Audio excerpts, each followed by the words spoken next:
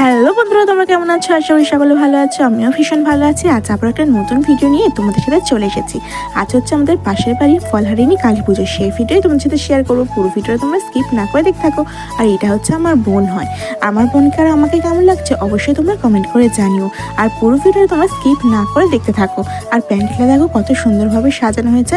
এখনো কিন্তু ঠাকুর আনতে যাওয়া হয়নি, এবার আমরা ঠাকুর আনতে যাবো। পুরো ভিডিওটা তোমরা দেখতে থাকো। এখানে দেখো আমরা একটু শরবত খেয়ে নিলাম। তো শরবত খাওয়ার পরে তো তারপরে বেরিয়ে পড়লাম ঠাকুর আনতে যাবো বলে। তো ঠাকুর আনতে যাওয়ার জন্য অনেকটাই দেরি হয়ে গিয়েছিল, সেই জন্য আর বেশি দেরি না করে আমরা বেরিয়েই পড়েছি। তারপরে এখানে দেখো বাজি ফাটানো হচ্ছে। আর কালী পুজো মানে তো বাজি ফাটানো, এটা তো আমরা সবাই জানি। আর এখানে দেখো সবাই নাচছে, তাই একটু ভিডিও বানিয়ে নিলাম তোমাদের সাথে শেয়ার করবো বলে। যারা এখন পর্যন্ত ভিডিওটা দেখছো কিন্তু লাইক করোনি, প্লিজ একটা লাইক করে দিও।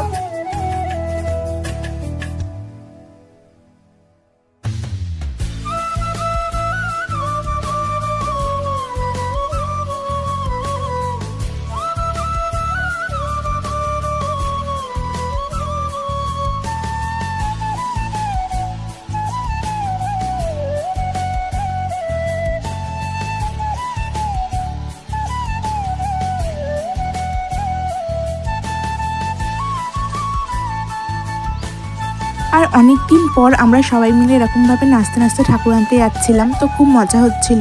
আর সেদিন যেমন তো ভীষণই গরম পড়েছিল, তো তবুও সবাই মিলে নাচতে নাচতে ঠাকুর আনতে যাচ্ছিলাম, ভীষণ মজা করছিলাম। তোমরা তো দেখে সেটা বুঝতেই পারছো হয়তো।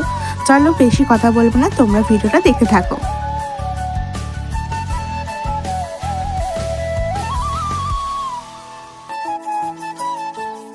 আর এখন দেখো আমরা চলে এসেছি ঠাকুর আনতে।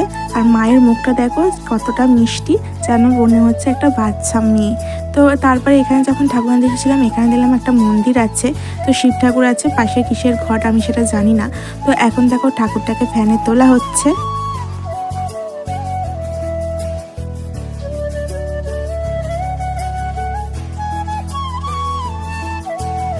আর যখন ঠাকুর নিয়ে বাড়ি ফিরছিলাম তখন আমরা নাচতে নাচতেই বাড়ি ফিরেছি। তো সবাই মিলে ভীষণই মজা করেছি। আর এখানে দেখো সবাই আছে, আমার বোনেরা আছে, আমার বোনেরার বন্ধুরা আছে, সবাই মিলে খুবই মজা করছিলাম। তো চলো তোমরা দেখতে থাকো।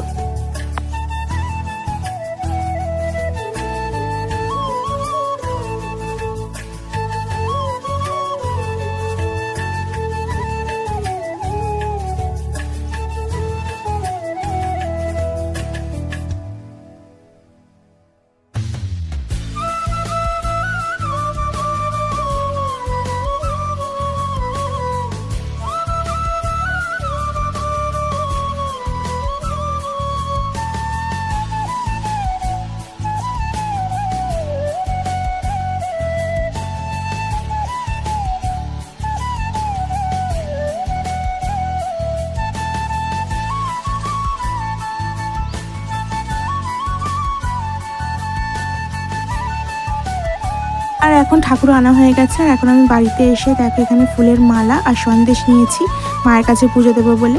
আর তারপরে এখানে এসে দেখলাম যে বরণ শুরু হয়ে গেছে, তাই একটু ভিডিও বানিয়ে নিলাম তোমাদের সাথে শেয়ার করবো বলে।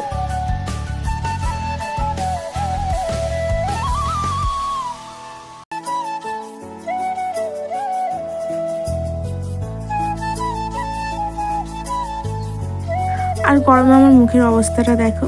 আর যেহেতু অনেকটা নিচে ছিলাম সেই জন্য আরোই মুখের অবস্থাটা খারাপ হয়ে গেছে। আর এখানে দেখো আমি খুব কাছ থেকেই মাকে একটু দেখাচ্ছি তোমাদেরকে। আর মায়ের মুখটা দেখো একদমই একটা বাচ্চা মেয়ের মতন, খুব মিষ্টি লাগছিল মায়ের মুখটা।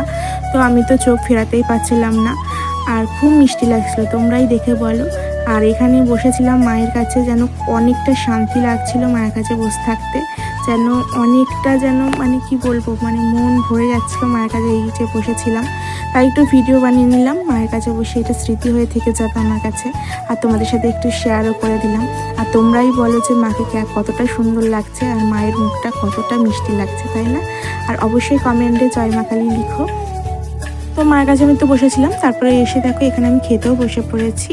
তো তারপরে এখানে দেখো প্লেট, জলের গ্লাসও সব দেওয়া হয়ে গেছে। তারপর এখানে দেখো মায়ের ভোগ দেওয়া হয়েছে।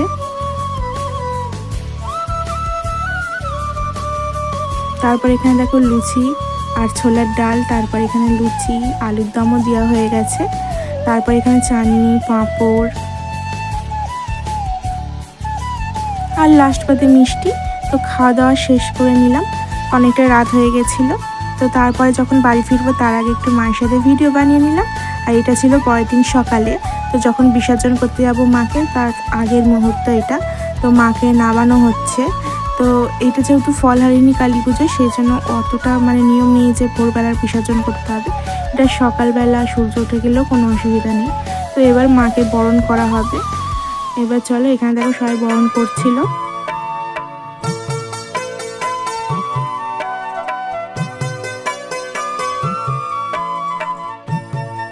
আর এবার দেখো সবাই মাকে এক এক করে প্রণাম করে নিচ্ছে। আর এবার দেখো মাকে ভ্যানে তোলা হচ্ছে। আর এটা ভাবলেও কেমন একটা লাগে যে কালকের মাকে সবাই কত আনন্দ করে নিয়ে এলাম, আজকের আবার মাকে বিদায় দিতে হবে, এইটা ভাবলে কেমন লাগে। আর আমি যেহেতু ঘুম থেকে উঠেছিলাম, দেখো আমার চোখ মুখ কেমন ফুলে আছে। আর এই গাছটায় কত পরিমাণে খেজুর হয়েছে তো তোমরা দেখতেই পাচ্ছ। আর এখন আমরা যাচ্ছি মাকে বিসর্জন করতে। আর বিসর্জন বলতে নেই, বলে নিরঞ্জন করতে যাচ্ছি। আর যাই হোক, এখন আমরা সবাই মিলে যাচ্ছি। আর এই যে দেখতে পাচ্ছ পেছনে সবাই আছে। অনেকজন যায়নি, কালকে যতজন গেছিল অতজন আর যায়নি, আমরা কজনই যাচ্ছিলাম। তো সবাই মিলে একটু আনন্দ করতে করতে যাচ্ছিলাম, তার মধ্যে কোথাও মন খারাপ ছিল। তো এখানে দেখো আমরা একদম গঙ্গাধারে চলে এসেছি। আর সত্যি কথা বলতে গেলে এত ভোরবেলা কোনোদিন গঙ্গাধারে আসা হয়নি। আগে আসতাম, যখন পড়তে যেতাম তখন গঙ্গাধার দিয়ে পড়তে আরে যেতাম, তখন আসতাম, কিন্তু এখন আর আসা হতো না। আর এই দেখো এখন এবার ঘরটাকে বিসর্জন করা হচ্ছে। আর যেহেতু এখন ভাটা, সেই জন্য অনেকটাই নামতে হচ্ছে আর কি, তোমরা দেখতেই পাচ্ছ।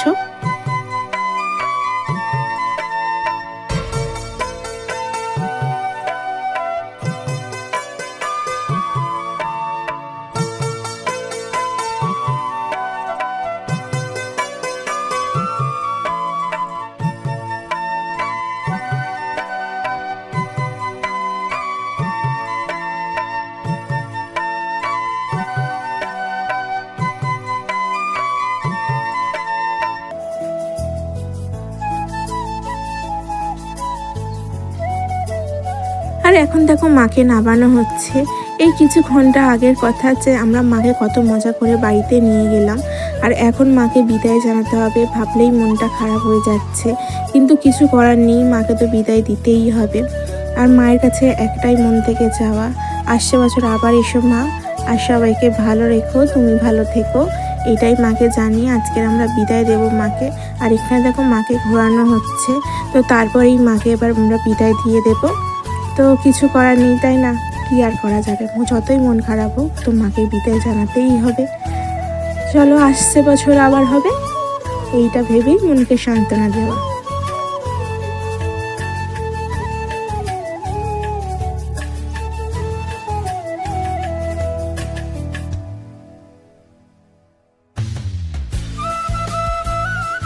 আর আমরা মাকে বিদায় জানিয়ে বাড়ি চলে এসেছিলাম, কিন্তু বাড়ি ফেরার পথে আর তোমাদের সাথে কোনো ভিডিও শেয়ার করা হয়নি।